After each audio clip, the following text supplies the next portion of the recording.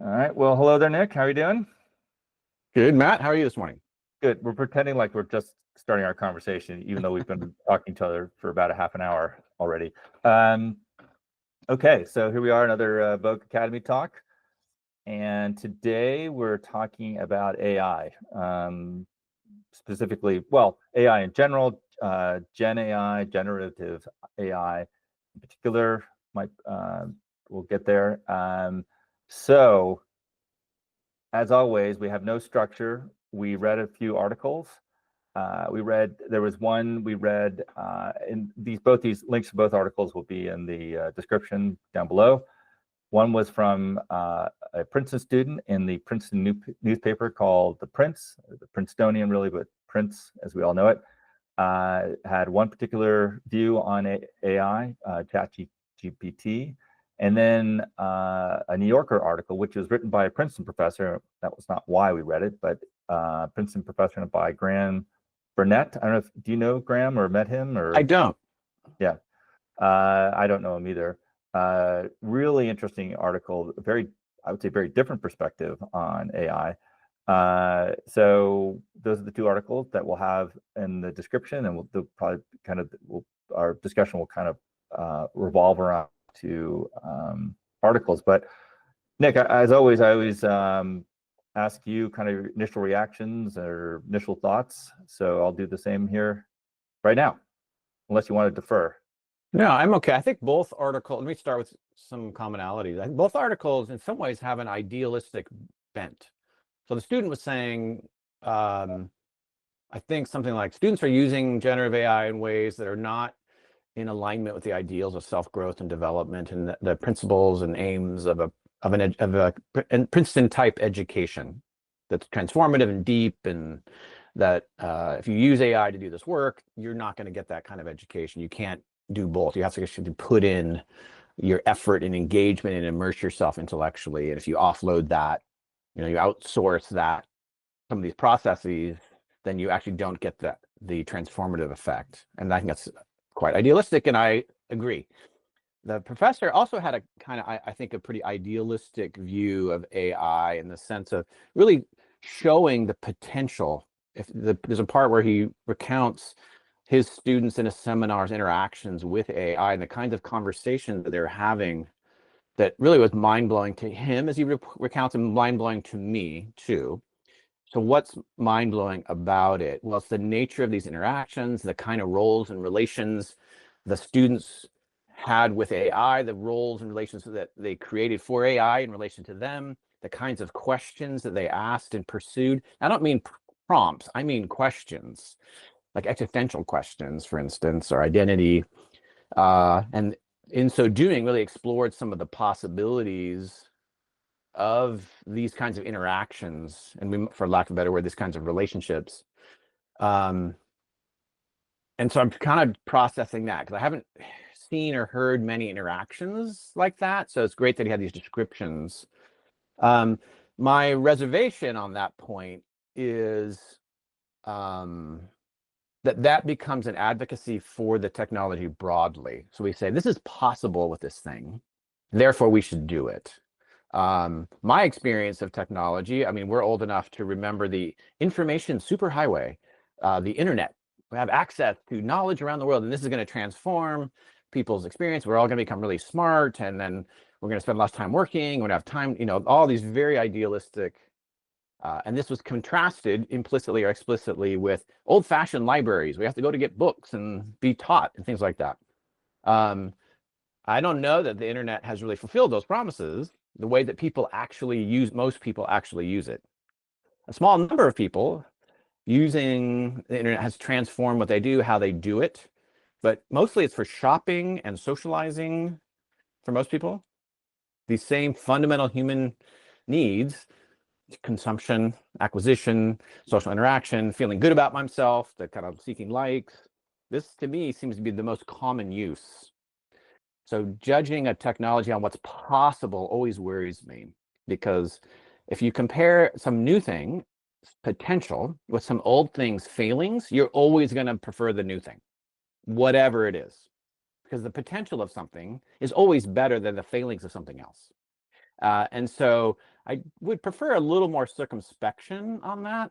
And he didn't, to be fair, Professor Burnett did not say, so we should all do this. He didn't say that. But I do think there's a kind of techno-optimism at the core to some extent. Then let me say, though, that the way he's talking about it and the kind of interactions and the uses that a human being would put this thing to use are something I've never really seen. And I do also agree that that it could change higher ed in a very different way than most people are talking about, which is if AI and generative AI can do these things, what does that allow us to do in higher education? If we don't have to spend a lot of time inculcating people with a bunch of knowledge, what's possible in higher ed? And might it bring us back to what I think is the original purpose, which is to cultivate how to live. I know this is a long answer, Matt. How to live ethically, how to live a good life, how to achieve well-being, which is our objectives. Like, that's possible. But I worry that the institutions really want that, and that even the students want that. No, that's great. Thanks, Nick. Yeah, I actually was probably a little more, well, it's not to say you weren't positive towards Graham's article. I probably was more so just because I'm excited about Gen AI. I see possibilities. And I thought his article was really great in the sense of saying, hey, there's going to be transformation here, and it's going to be hard. And I thought it was really interesting how he's talking about humanities. And that's the title of the article was something about, I don't have it up here, but it was about. I do. It's called "Will the Humanities Survive Artificial Intelligence?" Right. So it's and he was kind of saying, well, as it is right now, no. But he was excited about the possibility of how it could transform humanities, as you just said.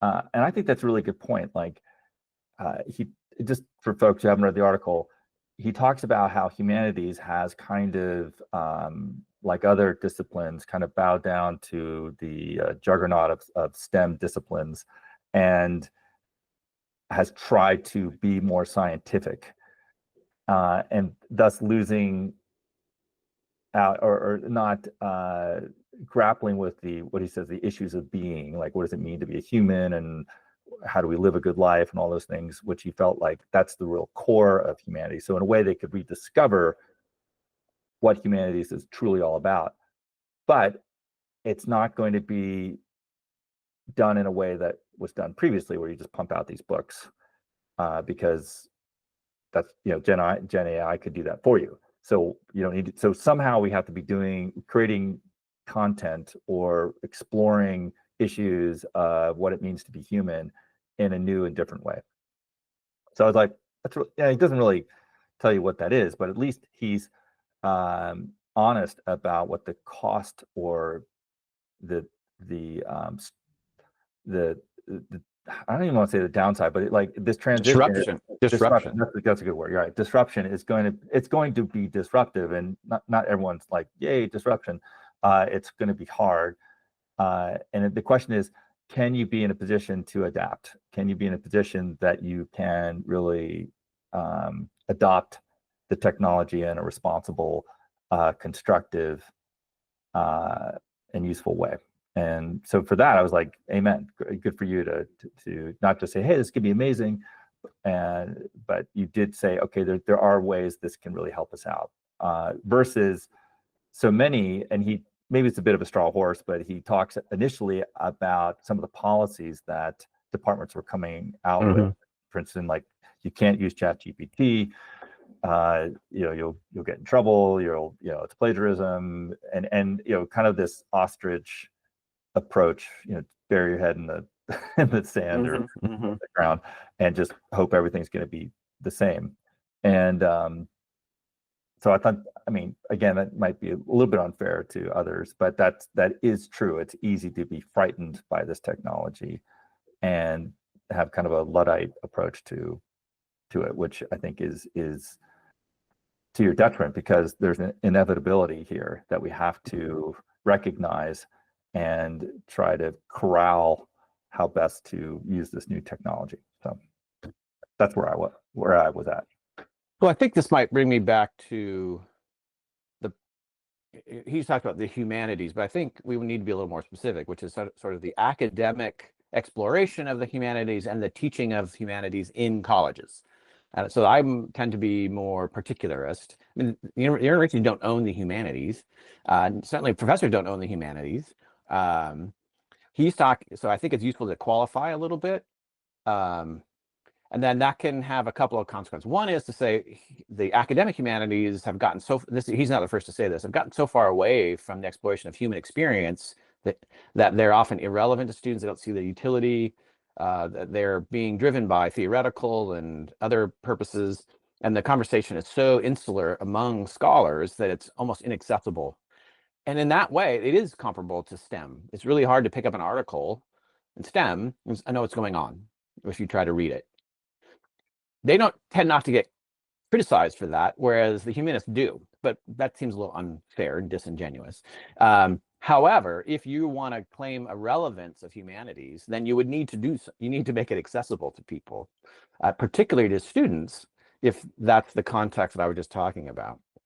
Now, on the one hand, you could say, well, AI could actually do that. You can have an interaction with Plato or Kierkegaard or Viktor Frankl in this way, in a way that you never could have before. You can personalize that. You can ask your existential questions of these texts and that's incredible.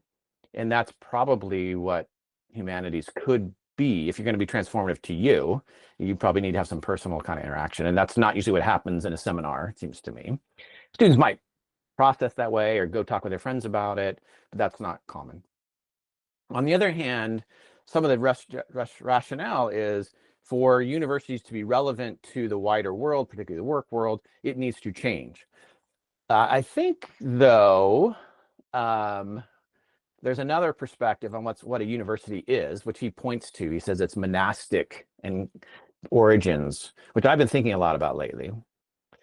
And that the university, they have these walls and have these towers, the ivory tower, and that's pejorative now. But actually, when I looked at the origin of that phrase, it was not pejorative.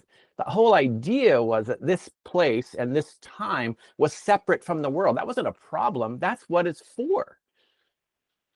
That's the point of a monastic community, as you take refuge away from the world. And then that gives you a time to contemplate, to explore, to pursue it. And that institution has not only a right, but a need in our society to do something different than what happens in the marketplace or in the political sphere. That's what it does in the ecosystem of our society. So that appeals to me in a variety of ways. But I have mixed feelings about that. Could it do both? Is the purpose of higher ed to, particularly the pedagogical purpose, to in some way prepare people to learn how to use AI in their work, which is a really common justification for teaching with and about AI? Is that really that? I'm not sure that I agree with that. I can see why students and employers would want that, but I'm not sure I agree.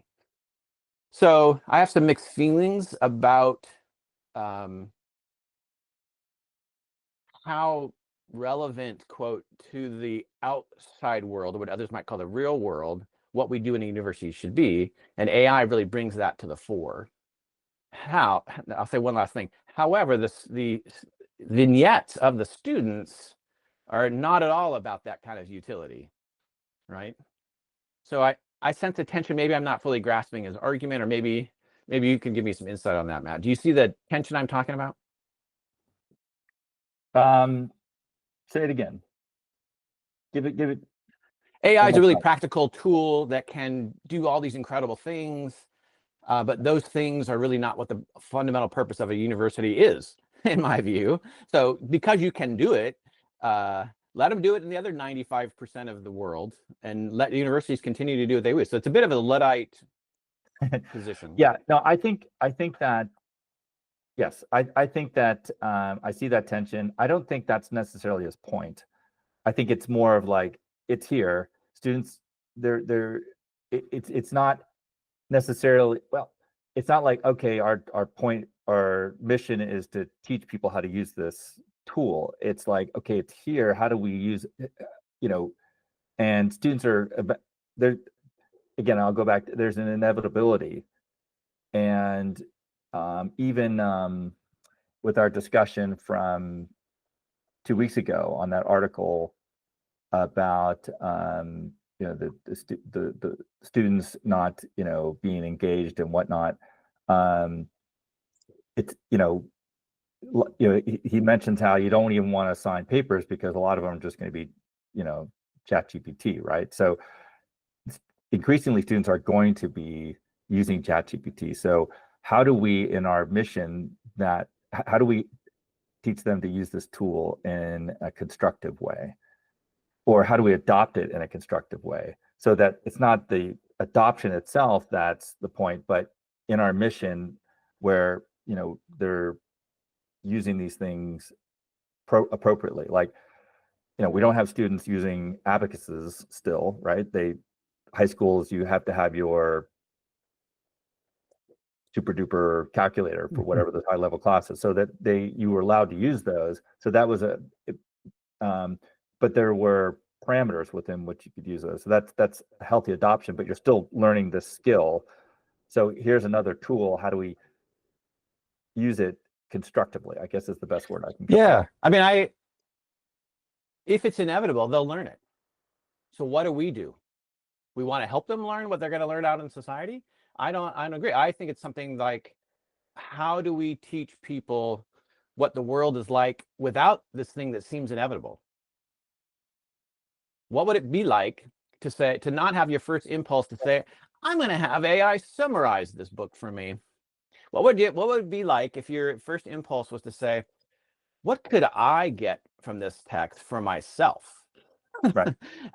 Because guess what? If AI is inevitable, you're going to get that. So yeah, no, I get that. Yeah, no, it's a fair point. But to have students not do that, but say, hey, I'm coming to this class, I'm a little clueless on the field in general. What's the background knowledge I need to have before I read this book? That to me is a healthy way to use AI. I agree. So to encourage that type of interaction with AI, or that use of AI, I think is great. And then, but still, how do you make it so students don't give in to laziness or something that diminishes their enrichment or potential enrichment? Well, I think it's exemplifying that in a class, or I think is great. I mean, it's a type of training that I would applaud.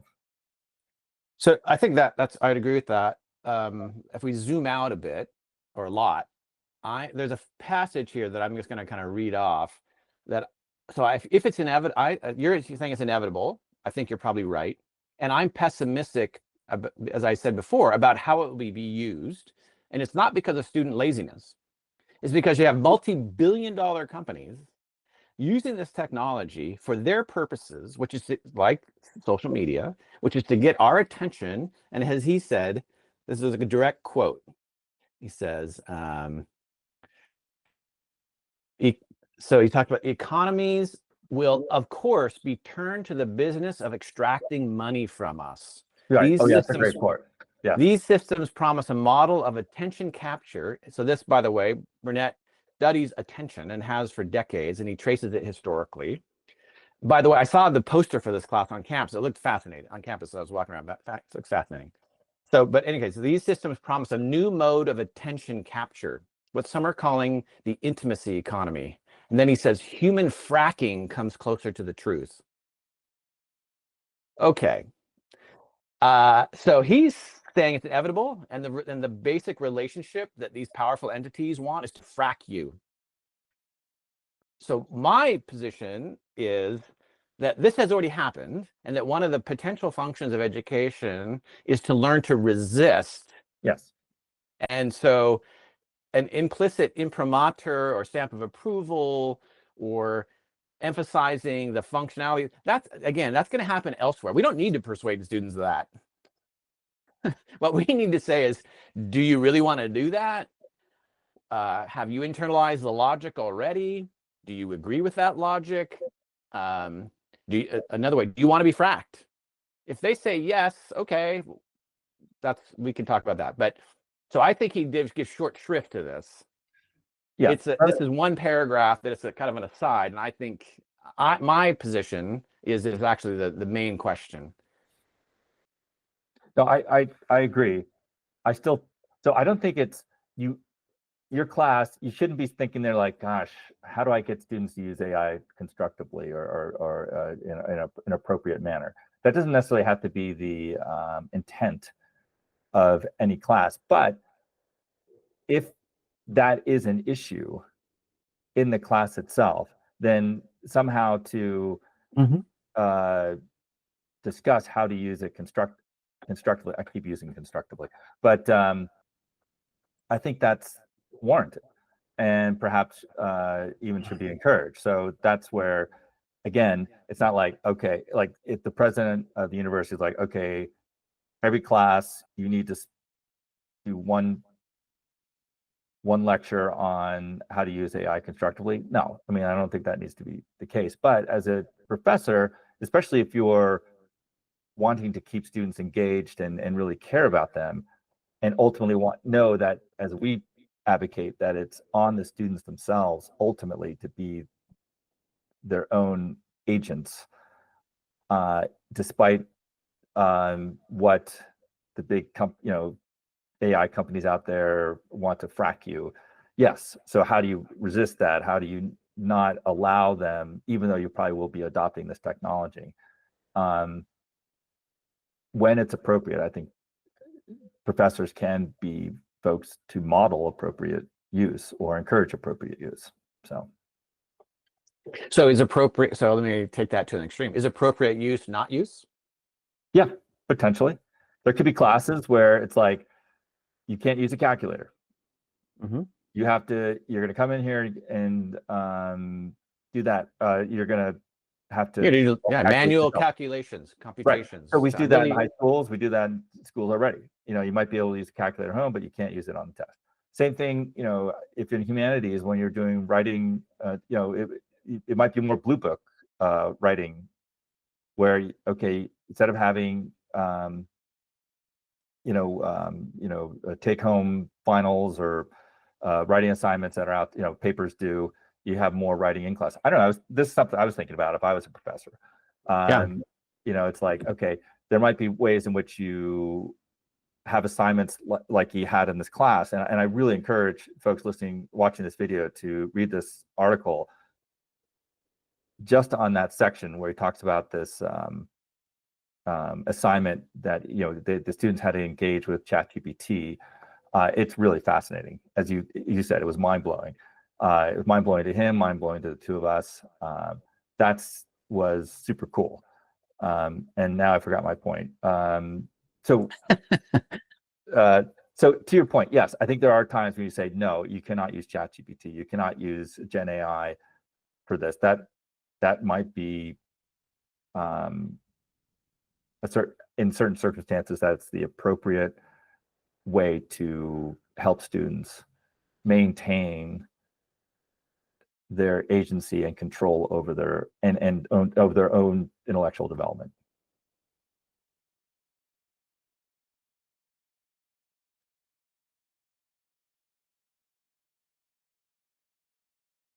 I'm going in a bunch of different directions. So let me throw out an extreme position. So we're gonna argument ad absurdum. So we go to the extreme.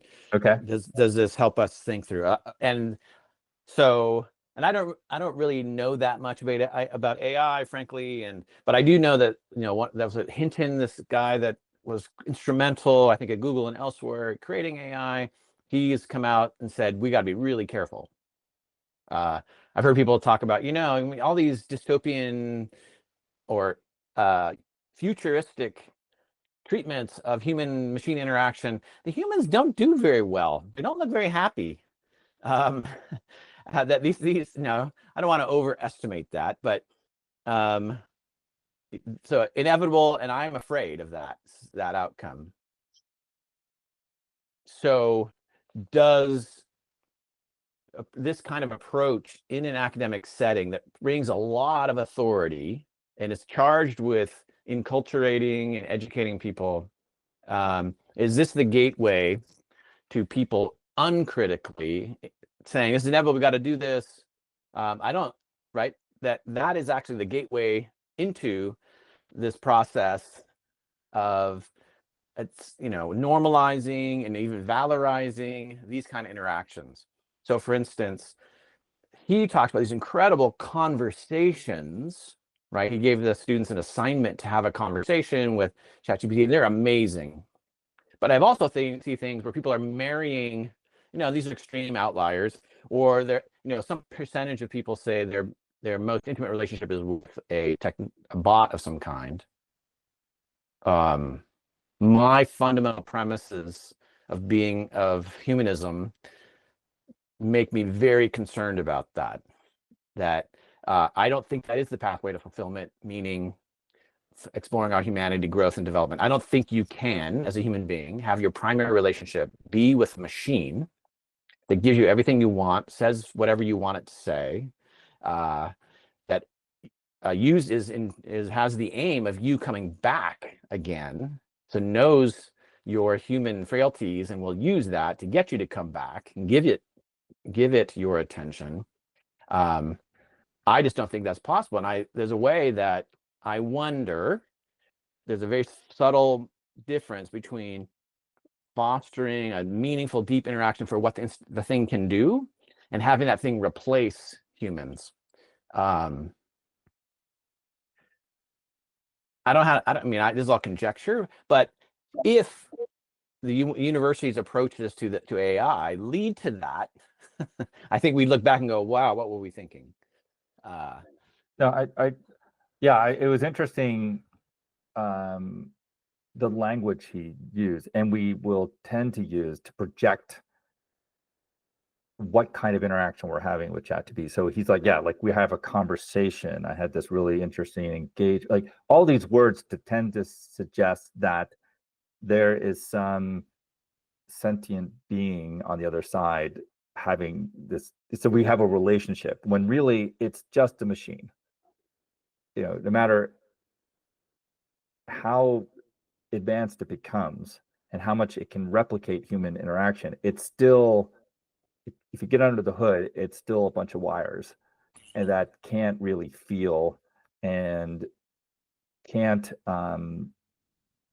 it doesn't have this quest for the good life, and you know, introspection is just not something. It's even, and I was explaining some of the, you know, when we last met at Small World Coffee in Princeton Saturday mornings, we got into this discussion. I was saying how, you know, you don't really ever have a conversation with it, because with the ChatGPT, which is just an interface, it's you know, it's breaking down your words into what are called tokens, and from that, there's a whole, I won't go into all the thing about it, but when you have this long back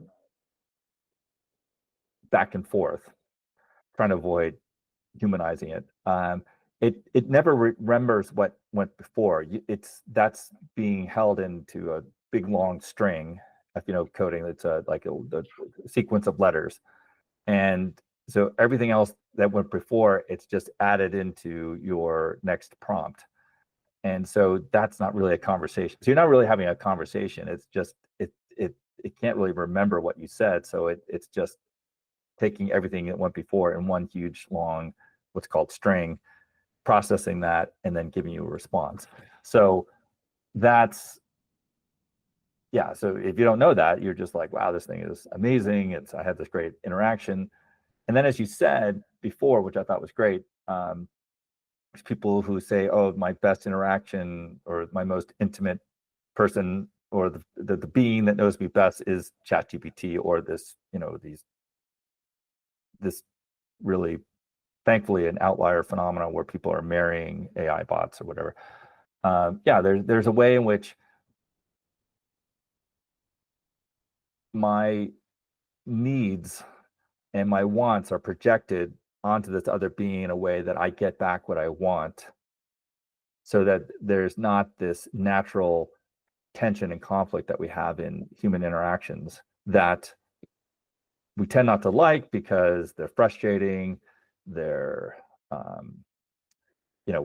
we don't get what we want, they're awkward, but yet there are the opportunities to grow and learn and develop as a human, and thus they could potentially be to our benefit. So anyway, that's kind of went off on that little tangent there. So anyway, I'm agreeing with you that there are these dangers. There's that are limiting, like that can really suck a lot of the potential of vibrant, meaningful life out of us. Just as social media does already, and is built to do that by taking, by holding on to your attention. One of the big marketing gurus out there, Gary Vaynerchuk, I probably said his name wrong, but his latest book is called Day Trading Attention. It's fascinating, isn't it? I mean, like, he knows it's all about attention. So how do I capitalize on that for his business? And that's bald-faced and explicit, and we used to conceal that. Right. I think, for me, a question, if I can jump in here, a question that arose for me is, I think there's a treatment of AI that's a little superficial. And I was wondering about how it's actually programmed, or if it is programmed to do this, or AI has figured out to do this, but which is to capitalize on the human capacity and tendency based on our sentience. So we have, or I would even prefer the word sapient, Homo sapient. Not only are we aware, we're aware of our awareness. That's sapience. But it's also, we're aware of another person's sapience. And we have a really powerful human need to attribute or to impute to humans and others this kind of sapience and awareness, and that they are mutually intersapient back to me.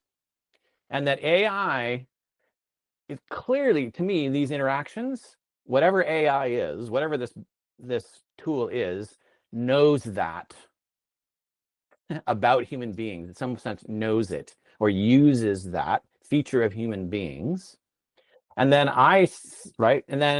so one of the ways it uses that is it says, oh, I don't have a body, and I can't be like you, and you're special because you're a human being, and I don't have emotions, and I can't relate to music, and aren't you great? Now so I think the author seems to think, wow. And I think the message is, in a way, we admire AI for recognizing its limitations, and it says it's not human. And I'm like, why is it saying that? Not, is it saying that? Because it's not anything. It doesn't have a conscience. All it does is respond to me or you for its purpose. So what's its purpose?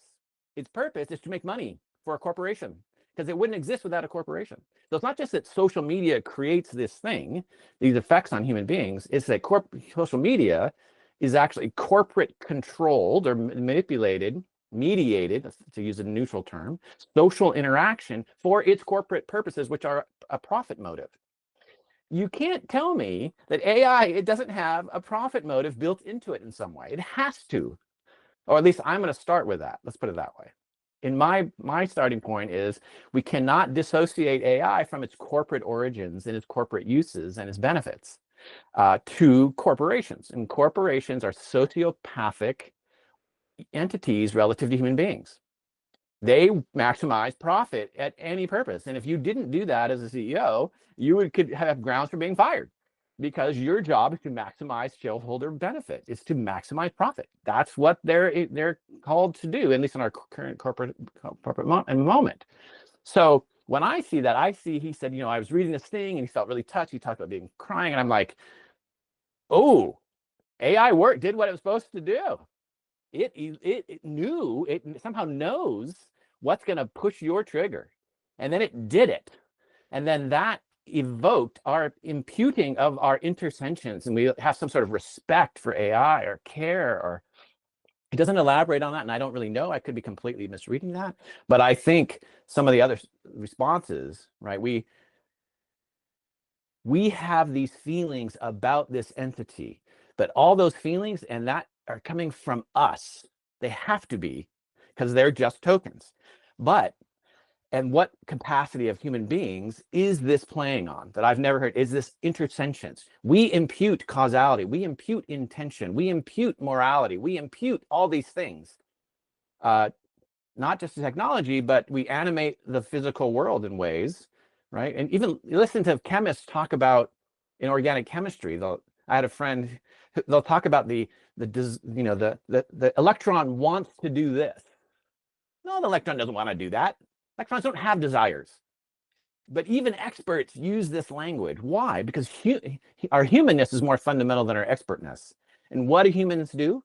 We know we're intentional, so we project and impute intentionality to other things, and then that creates this interaction. So when I see that, I'm scared of a really smart, thoughtful person, in my opinion, being duped by this thing. So maybe I'm paranoid, and this goes back to my deep skepticism.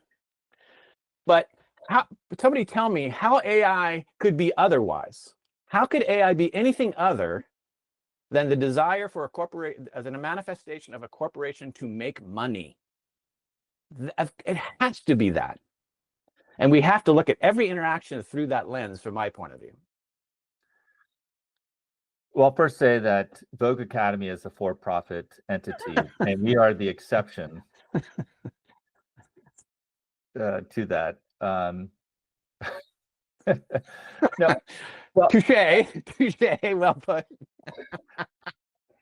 I would just say that to a certain extent, you're right. There is obviously a profit motive, and that's by these.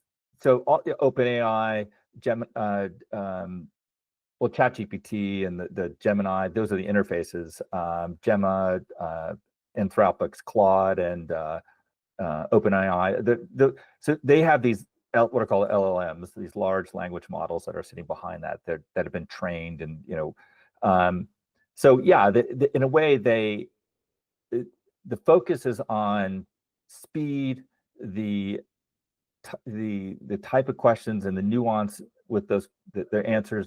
Sorry, the questions they can answer, the speed, just the capacity of what they can do in terms of images.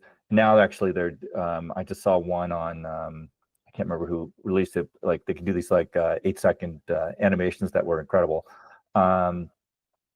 So yeah, so on the one sense, they're just trying to make these models better and better and better.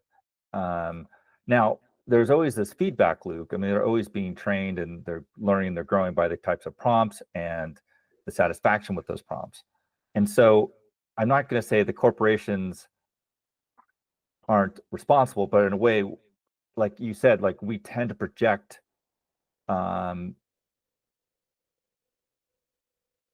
consciousness or being or sentience on the world at large.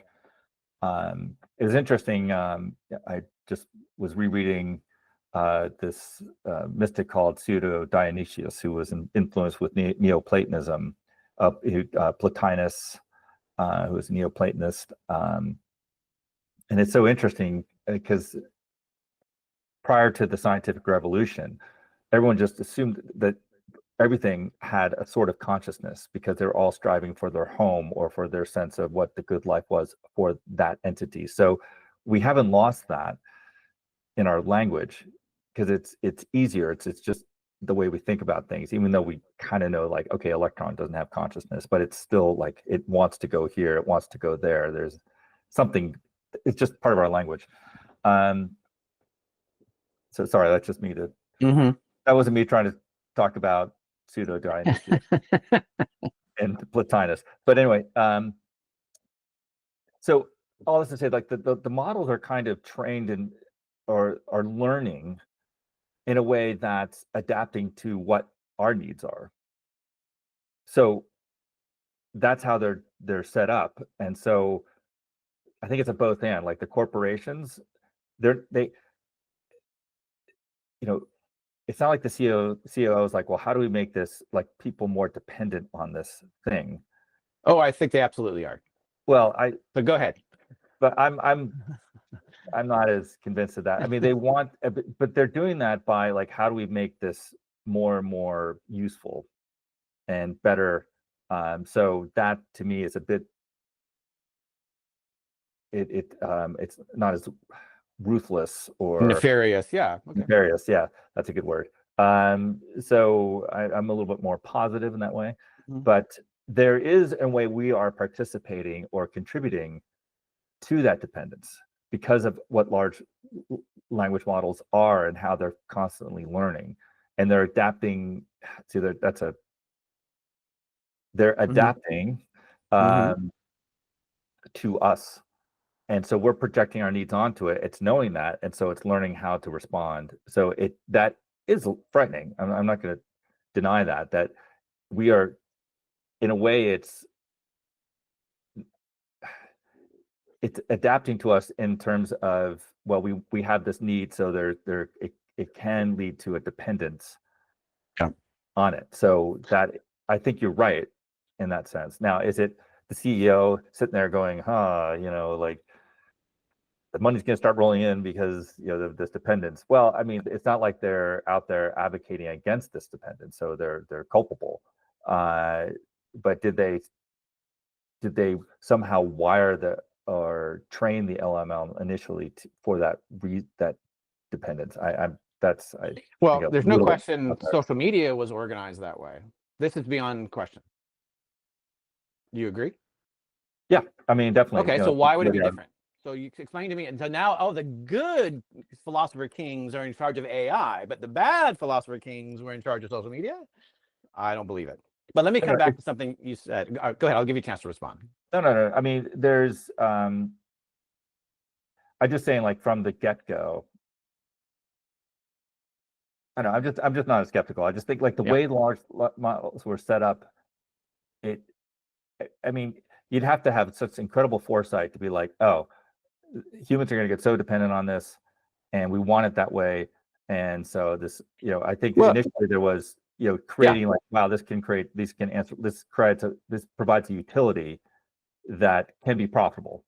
Well, it doesn't have to be from the beginning, I don't think. Plus, the tool can do that too, without the intention. But I notice in our conversation, and I'm going to try to use a little pithy little saying here, so you're talking about LLMs, I'm talking about LLCs.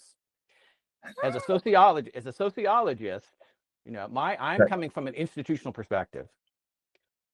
What is the institution that created this thing, and what are its imperatives? And then start from first principles and then try to understand that. And that's at least I think a worthwhile perspective.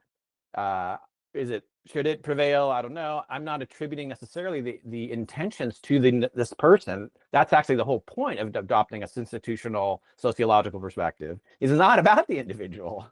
But another point, just to come back and to use the term. So you use the word a few times, needs of people.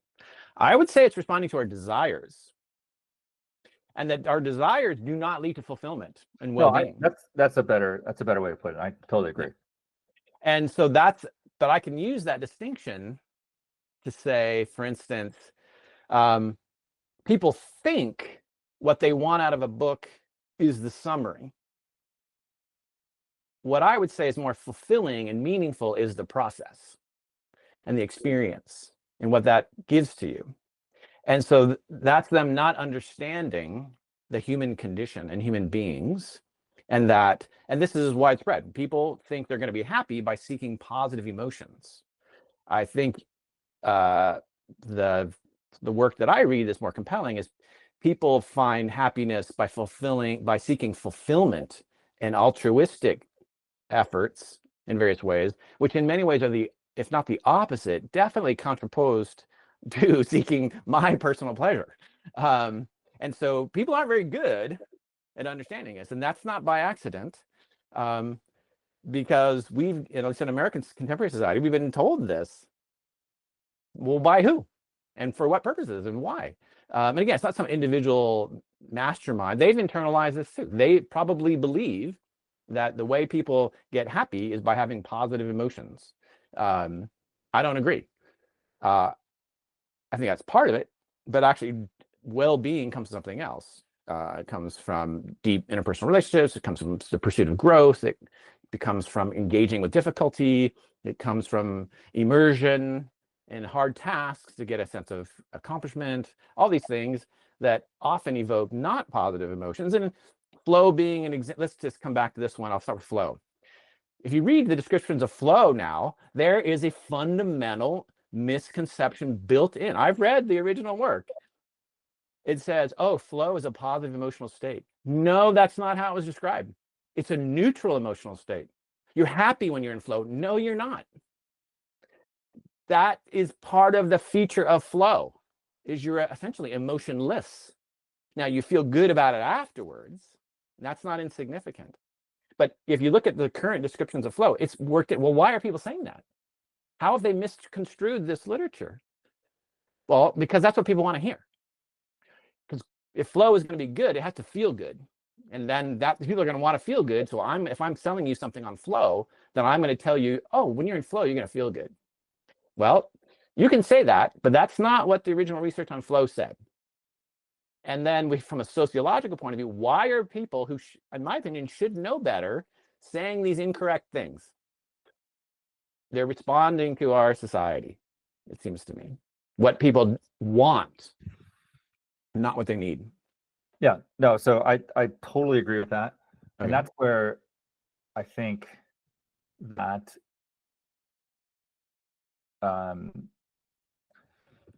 our work on self-awareness is so important. And as you were talking, I was thinking about, got to go to Kierkegaard and his fight against what he called the crowd. Like he said, you know, the people, like this hordes of people, it's easy to get in this crowd mentality where you're just kind of, you're led to think, oh, I should, you kind of unreflectively just accept what's, you know, this is what my culture, my context says is the good life. And you don't even think about it. You just kind of embrace it. Right. So yeah, I think that's right. And it's those people who wake up and say, wait a minute, I'm not the crowd. This is less than what I want to be or could be. Those are the people that we're trying to reach. And we're trying to get folks that all of us could be that. I always loved in you know, Monty Python's Life of Brian. Did you ever see that movie? Sure. And at one point, Brian, you know, the crowds are following him, and he goes, "You're all individuals," and everyone goes, "We're all individuals." And then one person back goes, "I'm not." You know, I mean, that's so great. I mean, that's what we want. And so, again, you know, getting people to become self-aware and to know the temptations. So yeah, so I don't, that to me is great. Now, that doesn't mean we shun AI, just to bring it back to our discussion.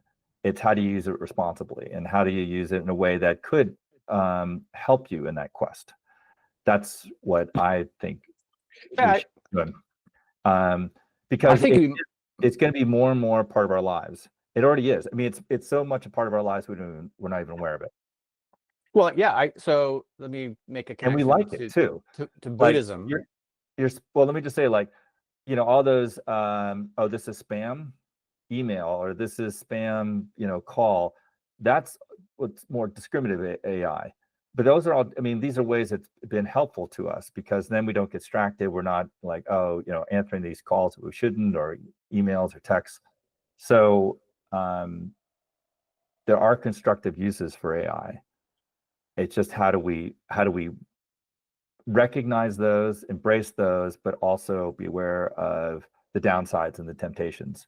Okay, so yeah, but I think my reading of human history and my understanding of what you said about Kierkegaard echoed or preceded, I get by and the Buddha, is you said most people will not use AI constructively. In fact, a very, very few people will, just as currently very few people use the internet constructively, in my opinion. Social media can be great, but it's not for most people. And so my starting point is the Kierkegaard talked about the crowd. So the crowd, and Buddha used the term the stream. Mm-hmm. Could you also use the word awake? We awaken, and when we awake, we realize we have to go against the stream. And so my starting point is actually that. If if the prevailing view in our market-driven economy and a society called the United States in 2025 says this is a good thing, in my position, I'm going to start by saying it's probably a bad thing for me as a human individual person. I do not look around in the society and say, this society is really well organized for my human thriving. I see the opposite. Right. And I don't see why this would come from a different logic. The logic of this follows from the logic of everything else. And so my capacity, my ability to retain my humanness and my well-being, it will be largely dependent on my ability to resist this thing and resist the logic. Can I use it purposely? Yes. Can 20-year-olds who are fully immersed in this? I don't know. And would anybody even want to resist if they don't have another experience of not using it? I don't think so. And is that an educative function? Yeah. So I don't disagree with you up to a point. Yeah. I just think that I appreciate Graham Burnett's article because it's saying okay, he's at least saying what are the constructive uses for it in the midst of the disruption that's going on. So I agree with you. Right. Will everyone use it constructively? No, most people will use it in a way that is deleterious to their human condition. Totally agree. But that's not a new phenomenon. It's not a new phenomenon in social media. The very fact that the Buddha was talking about flow, Kierkegaard talking about the crowd, says that this is a part of the human condition. It's just been exacerbated exponentially because of social media and now the adoption of AI. So now that's not to excuse AI or whatever, but to me, I'm like, okay, this is a really fascinating technology that has a lot of potential for us. Yes, it can, if you just adopt it uncritically, it's not going to be healthy for you, and a lot of people are going to do that. So I'm at least going to be someone who's going to be like, look, I'm as you know, I program. I'm actually starting to program in Gen AI and learning that because I'm like, oh, okay, there's some really cool functionality here that we can do. We can create efficiencies that we didn't have before. Super cool. But at least, I guess, there's Vogue Academy, who stands as a light on the hill, a clarion call to those people out there to how to be awake. And it's not like our responsibility to show people how to use it constructively. It's get to people to a point where they can figure that out for themselves, I guess. To be self-aware and then have such a passion for their own human development that they're a bit more critical in their adoption of various technologies, be it social media, be it AI, whatever. That's I don't know, where are you going? You have this. I am all over the place. I'm thinking deeply. I find myself coming back to the distinction between the individual and the collective, communal, the social, and then the institutions, and that it's a tall order to ask individuals to work against these super powerful corporations and other institutions, and it can be done. It's really hard, and it's a valid point to have an objective to bring it back to education, to say, how do you use these things? If though we're not training people how to use them, we're training people to be self-aware about the impact of using them or not, then there should be a place where people don't use them. Because otherwise, and I don't disagree with that. Yeah. No, I think we're coming back to this early, but I don't disagree with that at all. I think I'm not necessarily disagreeing with you. I'm just saying that a university is a valid place for that. Are you saying and the common what's that? it is a valid place to say, Yes. no, don't use it? Yes, absolutely. But maybe for a different rationale. So if I work with your rationale, which I largely agree with, which is we want to, one of the purposes of a certain kind of education, a higher education, and an explicitly ethical aim of education is to teach people how to make good choices about their own well-being, how to live well, given their society, their time, the human condition, knowing things about human beings, that in order to make such a choice, there has to be a space where you're not dealing with AI, because otherwise, what is the alternative? You don't know.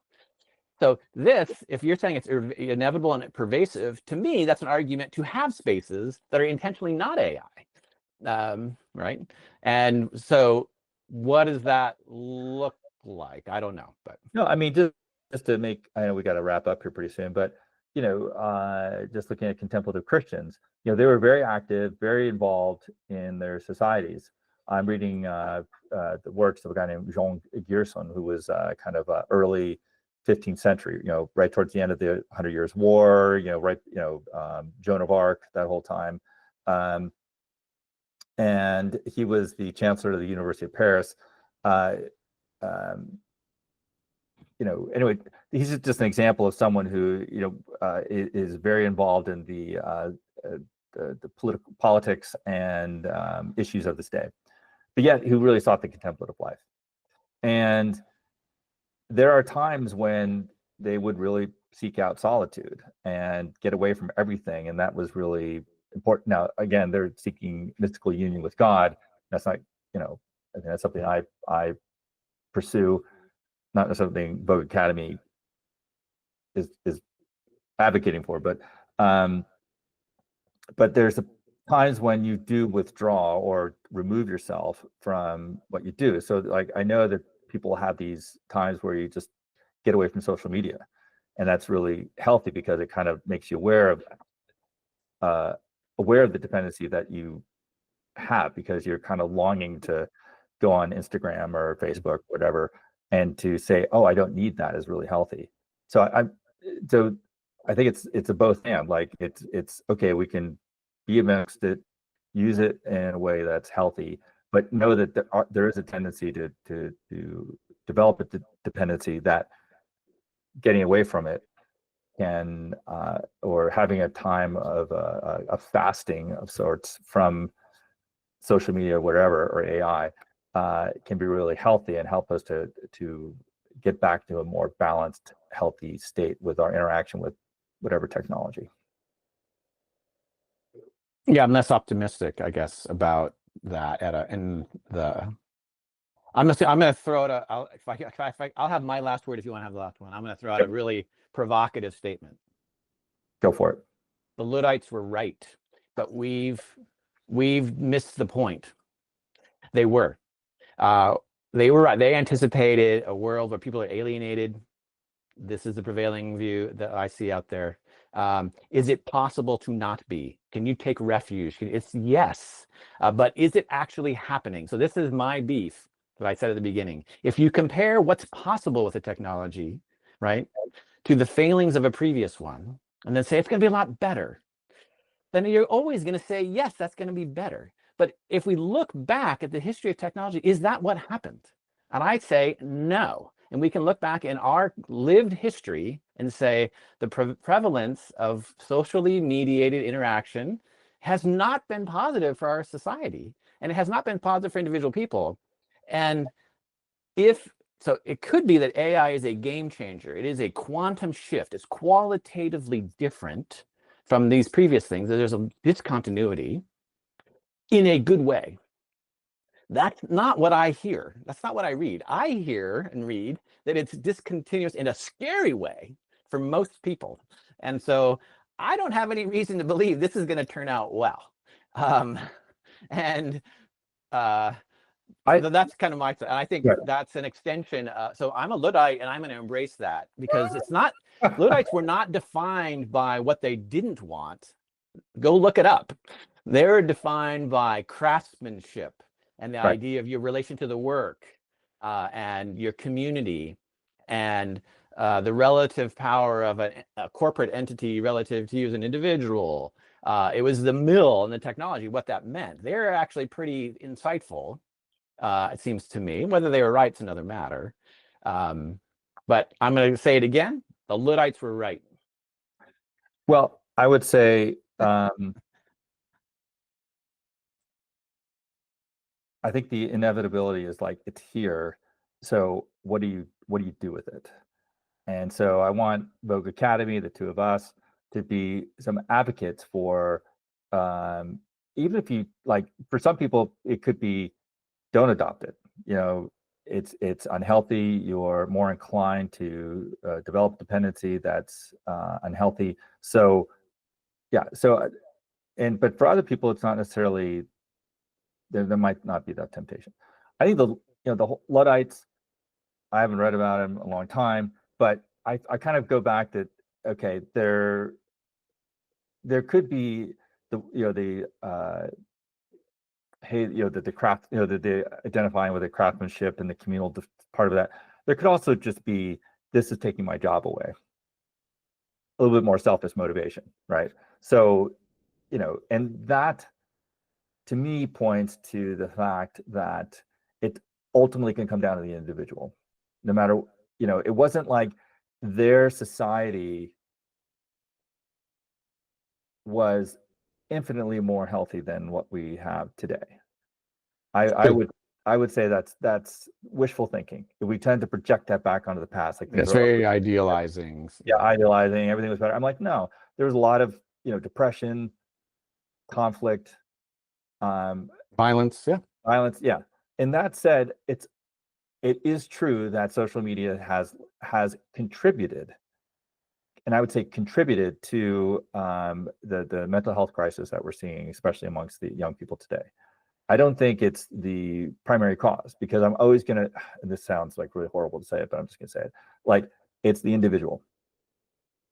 And so the individual ultimately is making choices on where they're giving their attention, giving themselves, where they're investing themselves. And so I just know for me, and my hope for Vogue Academy is we can be that one entity that's saying, hey, wake up. You need to see that really you need to take ownership of your life. And AI has a lot of potential for being destructive. I mean, I totally agree with you. But am I saying you have to adopt it? No. Am I saying there's a lot of potential good out there for it? Totally. I do see that, and I'm running with that and embracing that. But in the end, that's where I think it's really on the individual and their agency. And as soon as you say, well, I can't, or whatever, or, well, it's society at large is a problem, I'm like, that's I mean, I don't want to say it's a I just feel like you're going to set yourself up for loss. I don't want to say cop out, but because in the end, I used to say this to students. I said, who's the one person you're going to be with your whole life? People come in and out, everything comes out. It's yourself, and so that's the self-relationality that we talk about. You are yourself, and so it's we have to appreciate the context and the way those contexts can adversely affect you, but you can fight that. You can even use that to your own benefit. And that's part of what we're trying to advocate for, is to say, hey, the universities can be messed up. They sometimes don't work to your benefit. Sometimes don't even have your benefit in mind. Same things with these large corporations. They do see you as just a pot of money or an oil reserve where they're trying to extract money from you, like, or frack you. Totally agree. But in the end, how do you say, well, you can have this little bit of money because that helps my life out, but I'm not going to give you everything, and I'm going to be able to resist the worst tendencies myself and the worst tendencies of this technology.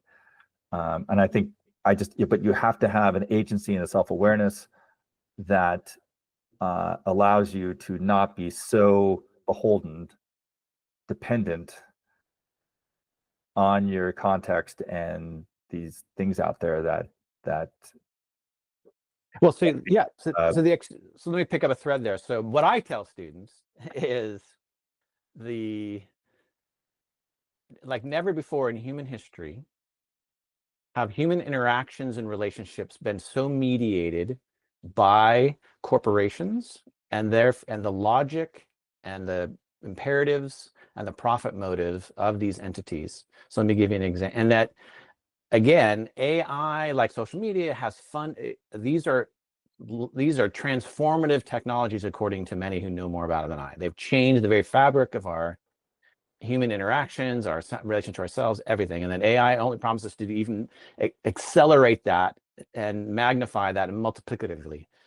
So what I want people to, so I think it's not enough, even though the individual is ultimately can make conscious choices to the extent that it's conscious, but I don't think it's a intellectually coherent position to say, as some do, it's all about the society and the individual has no agency. I don't think I don't think we can, even though I sometimes say ultimately it's about the individual, I think we need a little more nuanced understanding of the interaction in social. And so we need to know about the social and the psychological of the individual.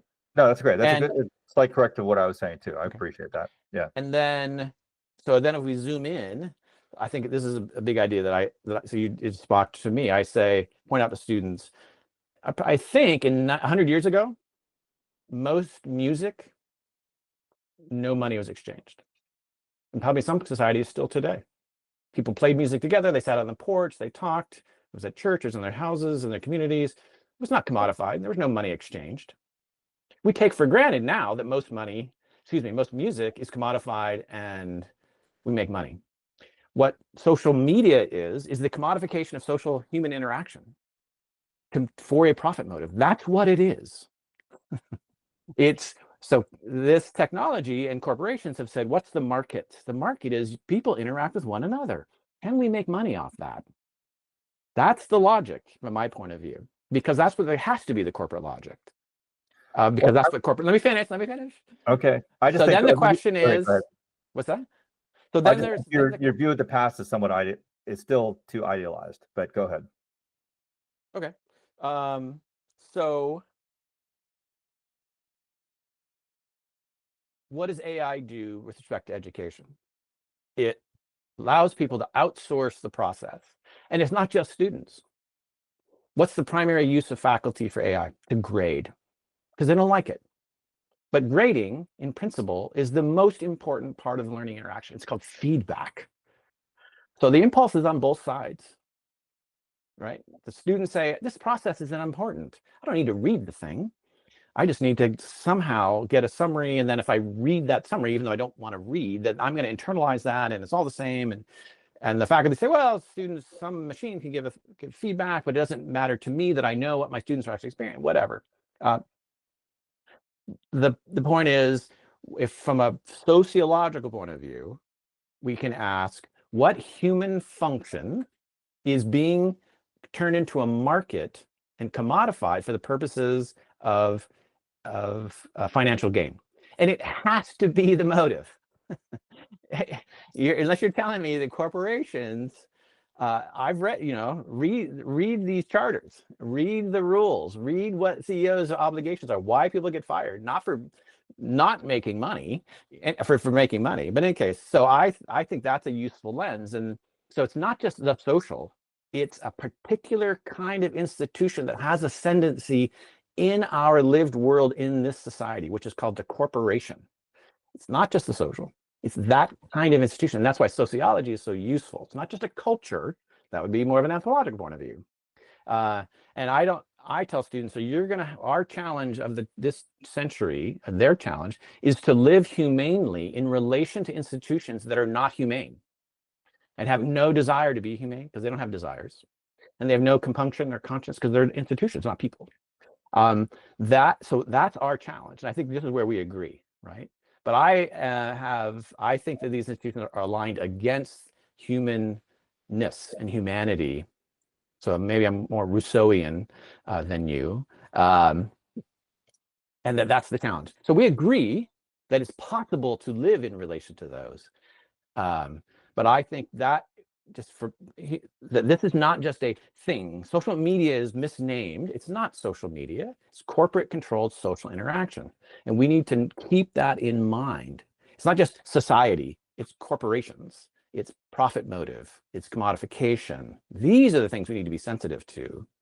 And that's a different order of social impact than culture or community. Okay. No, I get that. I don't think that there were always, I think power and control was, so let me put this, well, I think we've gone way beyond our hour, but I think you're right. And I think we do agree. I just think that, again, I don't want to idolize the past. Like, That's a good point. It's because you know, if the more history you read, you gain an appreciation for the present, and for two reasons. One is you see that, like, of all the craziness, it might be amplified, but it was going on in the past as well.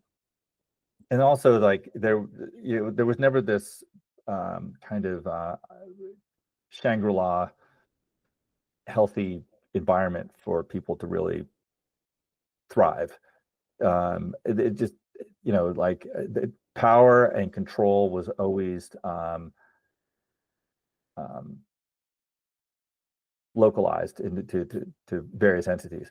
Now, it's obviously different today, just because given the size of these corporations. And you're right that that they've created this medium that is controlled for their profit. That's, I mean, I totally agree.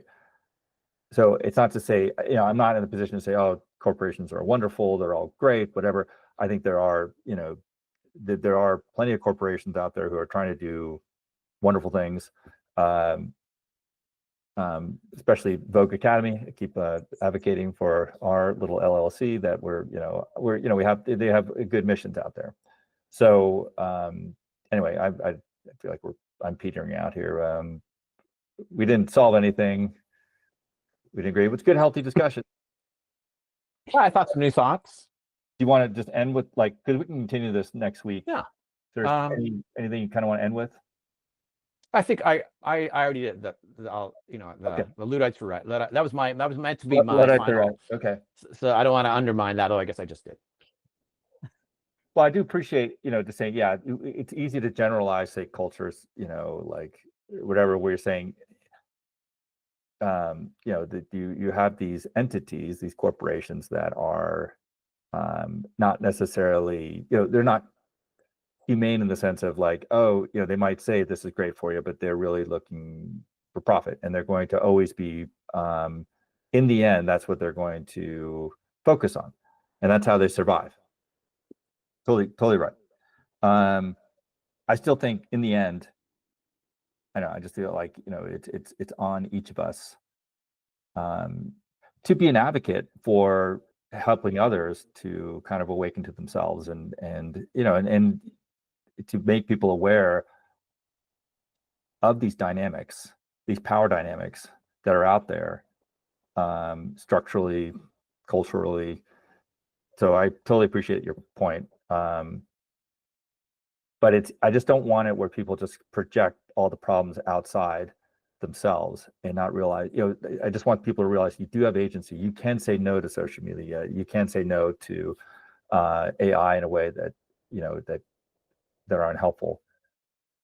That is possible. And you can have a fruitful, vibrant life if you do say no in that way. But you can also have a fruitful, vibrant life by adopting it in appropriate ways. Well, I think that's yet to be seen. Prove it. We don't have evidence for that because we haven't. So you are optimistic that we can, but we don't know that you can. You have a fruitful adoption of AI that isn't happening right now? Well, at what level? I mean, I think most people say it's going to be much more pervasive. It's going to transform. So we can't say that, right? Right. We just this don't is know just that. The beginning. Right. So we can't say that you will thrive. You can say that you want to thrive. That it's in principle possible to thrive.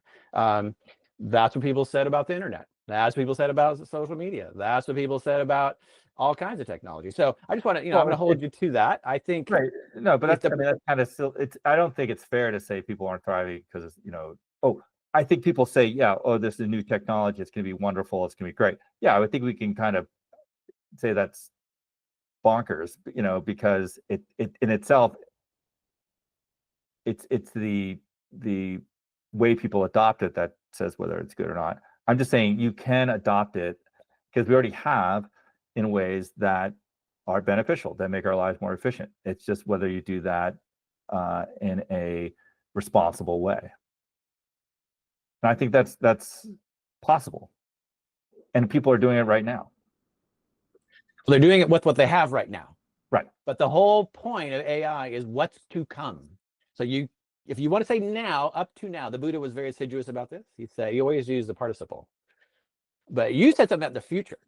And I'm going to hold you to that is a forecast. That is an optimistic projection. Okay. All right. So then, okay. So, I mean, this might be bad, but just came now we're really getting past our time. I know. But then, okay, the automobile, like everyone thought that was going to be is that? Do we at some point can we say, well, it's yeah, let's use something. We can make an assessment now, or are we still waiting? Look at this thing. Yeah. You think this is a sum positive in our world? I do not. I don't think it's fair to say Bill to make that. I think Steve Jobs will be looked back upon by certain people as who did this as undermining. He didn't even know this thing. There's no way, from my point of view, this thing, and many people believe this. In fact, many people who designed it believe this, and so they don't let their kids have phones and things like that. Yeah, well, no, so it's again, I just think it's unfair. Yes, in itself, with uncritically, it's not good. Like having you see the kids in the restaurant who are 3 years old and they're just glued to their screens. I'm like, oh, that's just horrible. That's the dependency. I totally get that, but that's individuals making decisions that are just horrible. No, now, it's not though, because if it were, no, I mean, there's advertising, everyone, corporations are saying do it, but then individuals, those parents said, yeah, let's do this because it makes our life easier in a restaurant. Well, that's one of the reasons. So I think, here's the thing I would say, a little metaphor. And okay, you say it's unfair, my treatment. I think your treatment's unrealistic. And I'm a pragmatist. So fairness is secondary to, as a healer, right? As an ideal, the question is it practical? Is this likely? So we can know humans, we can know that corporations use knowledge of human frailties to get more money. That is what they do. But let me give you, so you're saying it's individual. It's not that there's not individual choice, but at the same time, the metaphor, if you walk down the beach and you see a fish washed up on the shore dead, you go, oh, wow, what happened to that fish? If you walk further down the beach and you see hundreds of them, you're like, what's in the water? Okay. And we have hundreds of them, it seems to me. Yeah. No, that will be my final statement. Okay. But then, I think that breaks down because it wasn't like the fish said, oh, let me drink. Do I drink this water? Do I not drink this water? Right. They're not sentient and intentional. Yeah, I get right. You. So that's where, they have to drink it. So I get that. And this is where, but if they had that choice and they just adopted because they're part of the crowd, they're in the school of fish. So I think there's a both and here. I think we're just coming at it from different perspectives. So I just want to hold on to the fact that, yes, people are out there like, how do I profit from people's weaknesses and whatnot. I Yeah, agree with that. but you're actually, I'm going to put you again. You said inevitable, which means not a choice. So we have to be to have a choice, you have to be able to have a choice to say no. Yeah. But you said it's inevitable. So Well, is it or isn't it? No, that's all right. That was probably a poor word choice. It was Okay. more that it will be pervasive. Okay. It's going to be out there. It's going to be all around us, just as our mobile phones are, And so then again, how do you use it responsibly? Because it's great. Like, I mean, you probably had this as a kid when the car broke down on the highway and one of your parents walked, 5 miles to the next exit. I mean, thank goodness we have this, right? So there are. This is, in a way, it can be a very good thing, but but also I can, get on, YouTube or Instagram and whoa, what happened to the hour of my life because I was watching puppy basset hound videos for an hour, which that's my, Gorillas for me. Yeah. But you're right. So, but then I just want to, I totally appreciate where you're coming from, and I want to make sure that's clear. And I get it. I just also, and I know you're not denying this either. I just think it's, I just want to, I know I'm repeating myself, but like the individual being self-aware, how am I being influenced by this? Do I want to be influenced? So like, what choices am I making? What does it say about me that I'm giving, an hour and a half to watching these silly little videos? Why do I need that? And, it's those type of questions that I think, maybe that's just the Kierkegaardian in me to hold on to and want to really focus on, because that to me, one, it helps that individual right now get on a better path. But in saying that, I don't want to excuse where these large corporations are trying to manipulate us and have been very successful in manipulating us in ways that are for their own interests. So I totally get that, and I think we should continually be advocating that, because that in a way is a way to help individuals be aware of what this technology can do to them. Is that my last word?